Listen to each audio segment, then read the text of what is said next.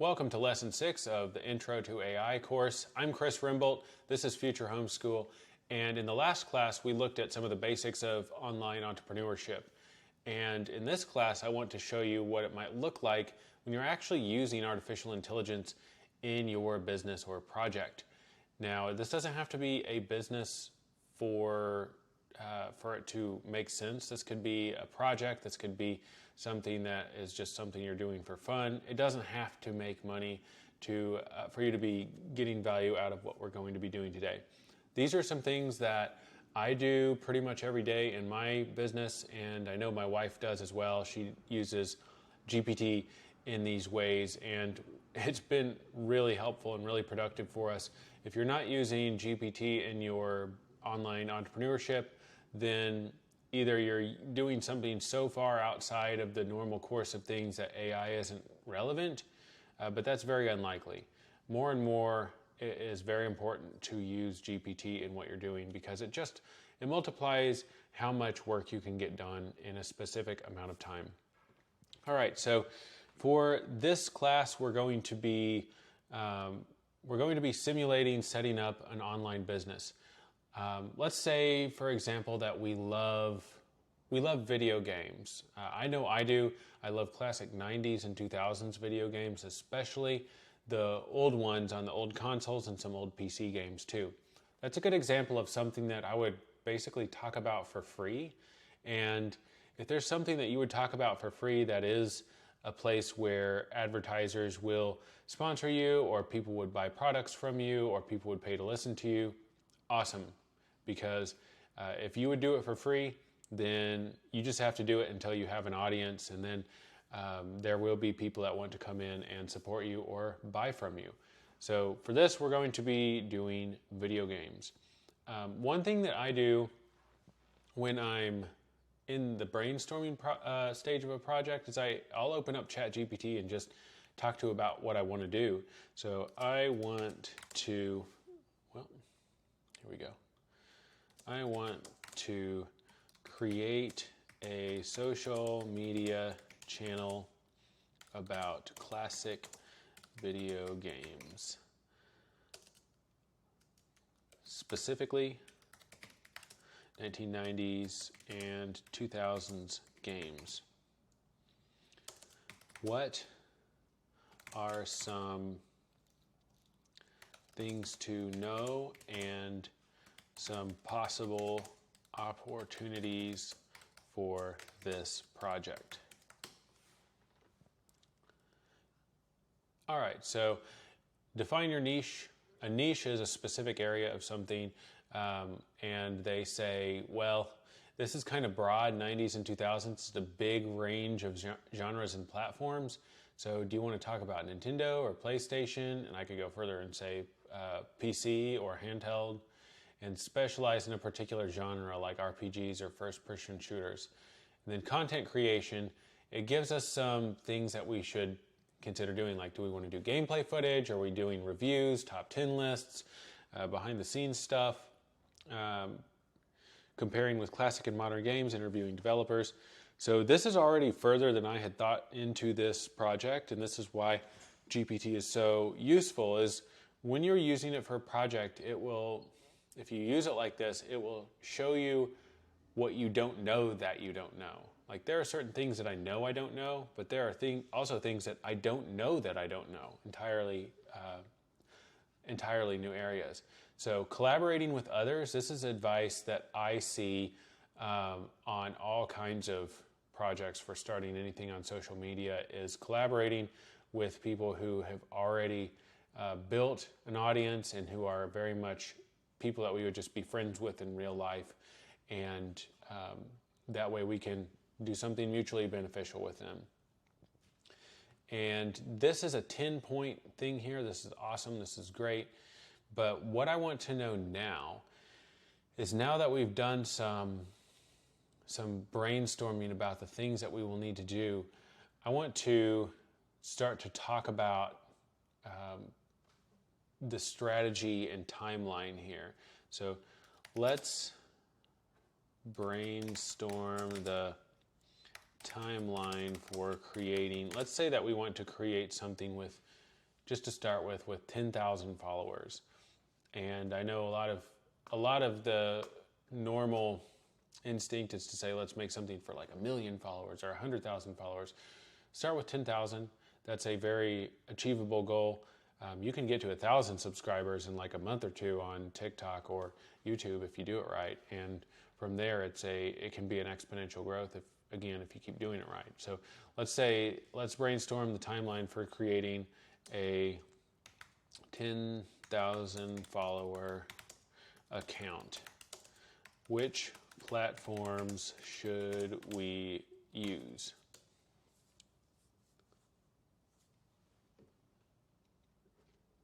So it's good. It's setting up a timeline here, and this is a pretty realistic looking timeline just based on my experience. A lot of times people want to just jump right into monetization and growth. You can't just do that because one, what's being monetized, and two, do you even know what it is that you want to grow? So you got to start out with setting up and establishing your presence. So again, choosing the primary platform, which is something I asked it about, and it says YouTube, Twitter, and Instagram are popular choices for gaming content.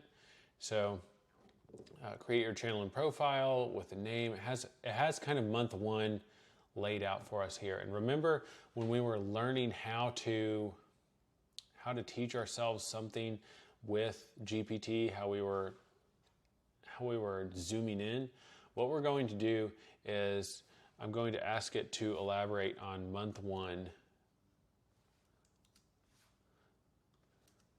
Please create a detailed task list for month one.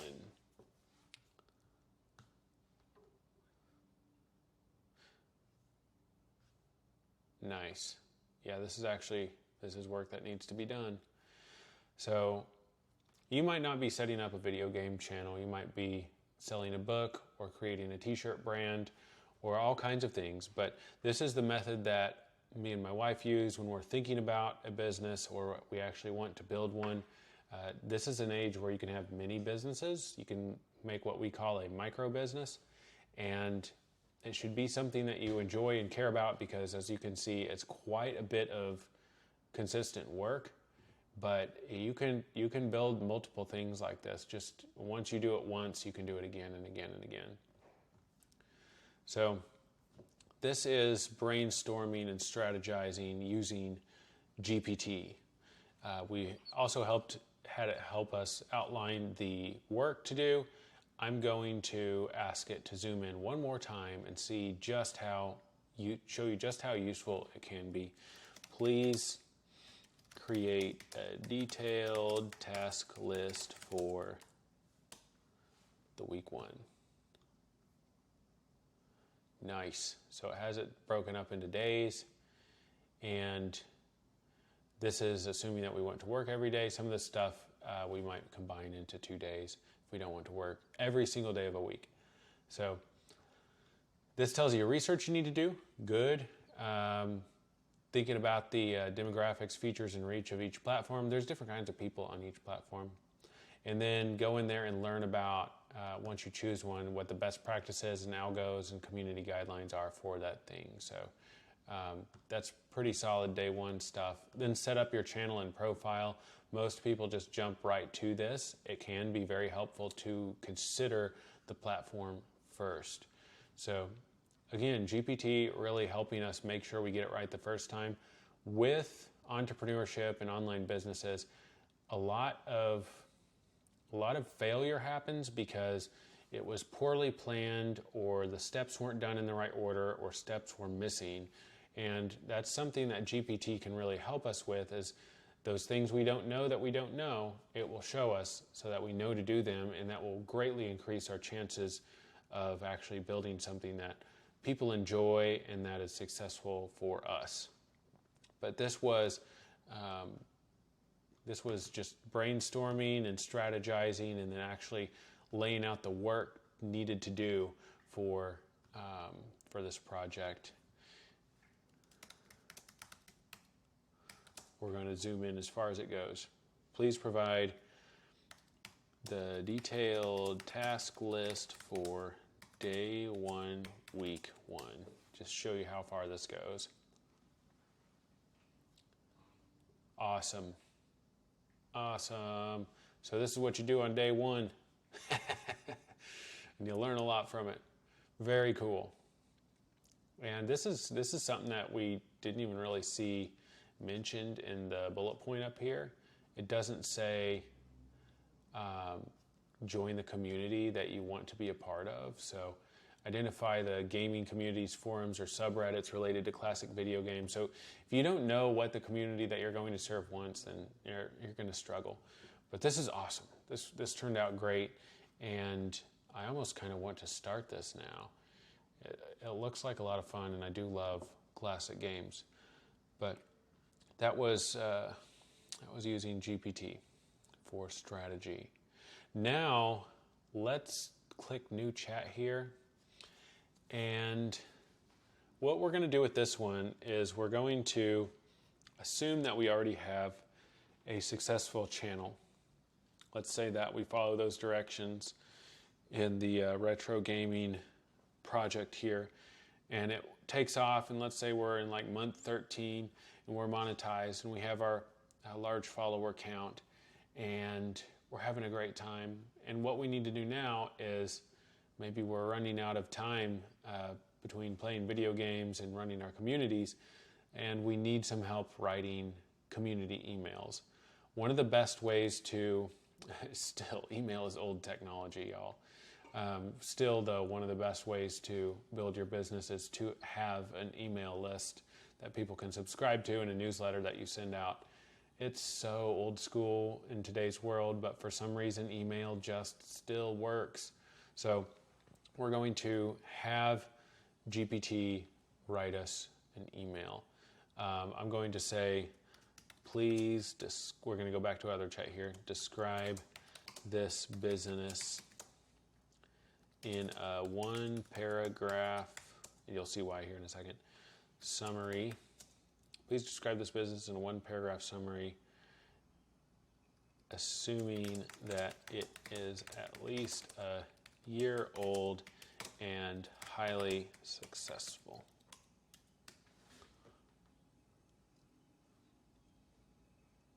All right, so this is good. I'm going to grab this. This is we time traveled, and this is now what we have. So we're going to go over here to new chat, and we're going to say, I have an email list of 10,000 subscribers. Let's say that they all subscribe to our email list for this business. And it has channel name in here. We'll say Retro Gaming.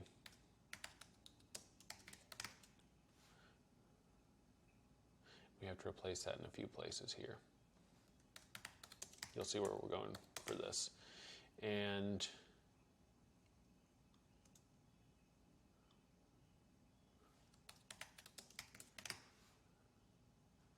cool. Please outline an email for this business described below.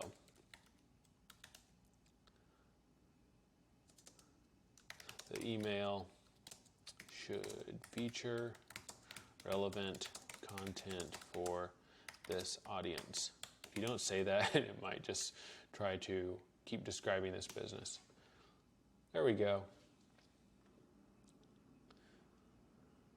So this is like, it's funny, I even made up URLs. So this is kind of a welcome email here. Now create another email, which is just to promote community engagement, as well as share a couple of retro gaming stories.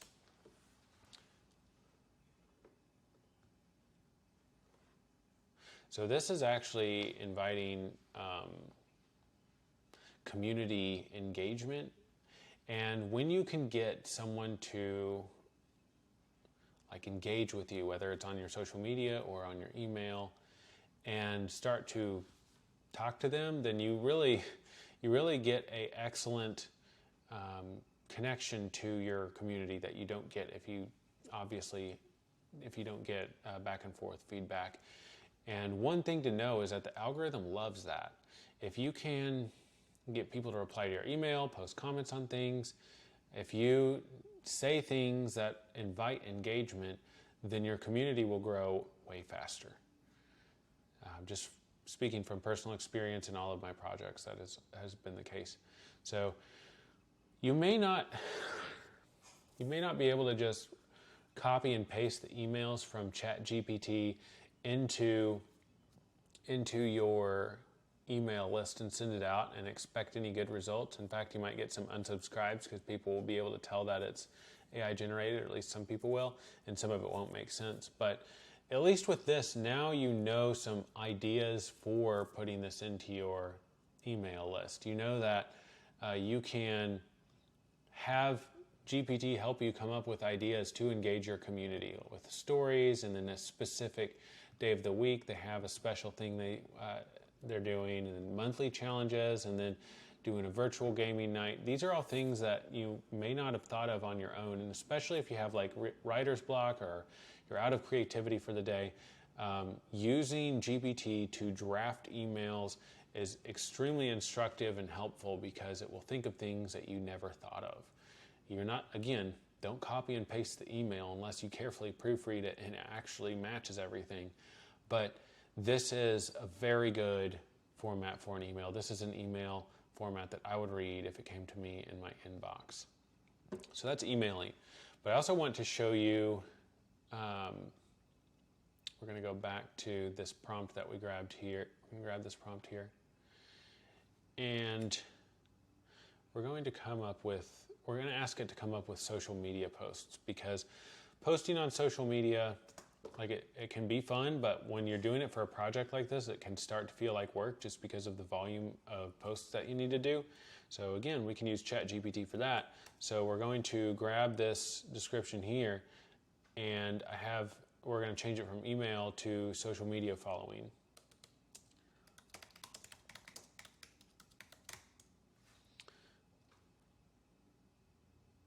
And then please outline,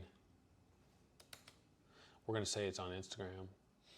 2, we'll say 3 Instagram posts.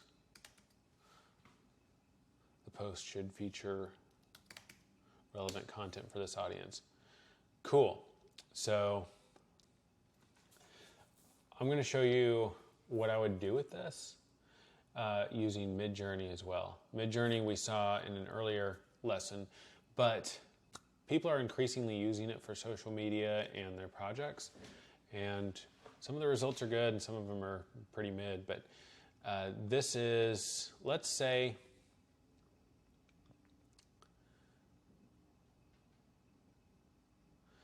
so remember when we trained GPT to create prompts for Midjourney? What we're going to do is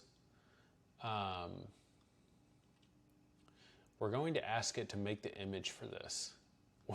Let's see how far this can get.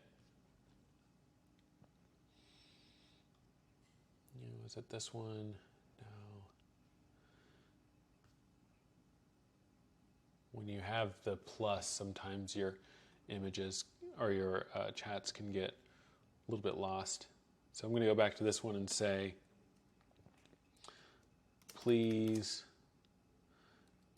imagine an image that goes with this social media post.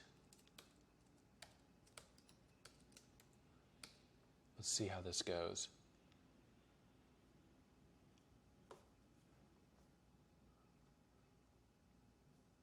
Sweet.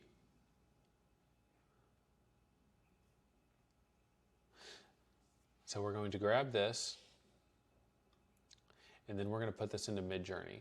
So what happened here is we had ChatGPT come up with some social media posts for us in another chat, And then we came in here to our Midjourney prompt generator and asked it to turn that into an image. So let's see how far we can go with this. And you'll find that when you're doing stuff with AI, sometimes all you got to do is just try new combinations of things, and you'll come up with an entirely new workflow. It's pretty amazing. Let's see how this turns out. We'll do aspect ratio of 4:3 for a classic screen aspect ratio. This is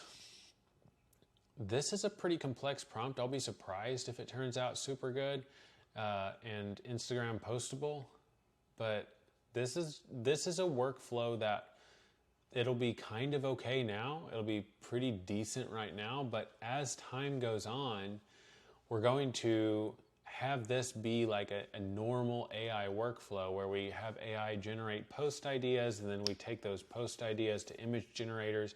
We create optimal images for that post. And then when someone's on their phone, they're scrolling through their Instagram, the amount of time that they stop and look at the post will probably get incorporated into the feedback mechanism of whether or not that was actually a good post. And this is actually turning out kind of interesting here. In 93%, we're starting to be able to recognize some specific characters in here. And let's open this up.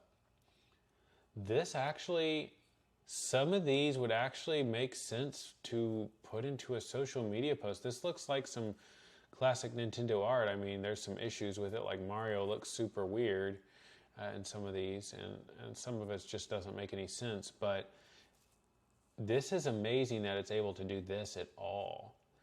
This is, again, it's not quite right. It doesn't look quite correct, but you're scrolling past the stuff on your phone. I mean, you're probably going to stop and look at it if you like classic games. And if you do that, you might find a cool community of people that you, as the creator and entrepreneur, started, that this image will help them find, which is the goal anyway, to entertain and to grow your community. But that is a workflow for creating posts. So we described our business to it. We said create some social media posts for it, and then we took that post and had our prompt generator for Midjourney generate a prompt, and then we took that over, and now we could actually go post it on our retro gaming channel. But let's go back here. I want to show you one more thing that I use this for. Please create a list of hashtags that are relevant for this channel. This is very, very, very useful. Coming up with hashtags is kind of difficult, and it takes quite a bit of research. And when you type in the hashtags and it tells you how many hashtags of that already exist, then this is half that work done. And a lot of these actually are very popular hashtags. In my experience of using GPT to generate hashtags to help me find my community, I describe my community in great detail to it, and then I say generate hashtags, and then I take those hashtags and make content for this community that I'm building a project for, and these are often extremely good hashtags that it will give you that have like just the perfect amount of hits. Because if it's super broad, like retro gaming is probably the most, that or classic games are probably the most wide hashtag on here. You want some in the middle hashtags too. You don't want them with like too few hits, and you don't necessarily want to blend in with the 1.2 billion hashtags ones too. You want to sharpen it a little bit with some like 6, 7, 8 million hit hashtags in here, and then you'll know that you found your niche if you're able to consistently find those with just a few million in there. And that way you know there's an audience for it, but that it's not going to get lost in a sea of noise as well. So This is one of the most useful things for me with using GPT is hashtag creation. But that is using artificial intelligence in your entrepreneurship or projects or online channels or your personal brand, whatever it is that you're doing online. There are so many ways to use just GPT and Midjourney. And of course, you can use DALL-E too, to help you grow your audience, help you do the right things and not get lost in the maze of launching something. Because without doing your homework in creating like the pre-work needed for creating your community, like the things that it talks about in here when we went and outlined our thing, if you don't do these things, then your chances of success are so much lower. The longer that I build online businesses, the more I realize that it is a maze, that you're the mouse and there's cheese in the middle, and the cheese in the middle represents finding product market fit, finding the audience, finding who wants to look at this, and finding the thing that you actually enjoy doing, because those things have to overlap. If you do your homework and use GPT to do that, then that increases the chance that you will run the maze successfully.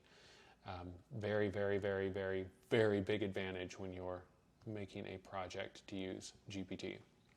So for the homework for today, what I would like to see in the homework is, what would you build? Like, we did a retro gaming thing here. What would you build if you knew that you could build something amazing within 6 months that you would continue to enjoy doing, possibly even for years at a time? What would you build, and what steps would you take to use GPT to help you build that?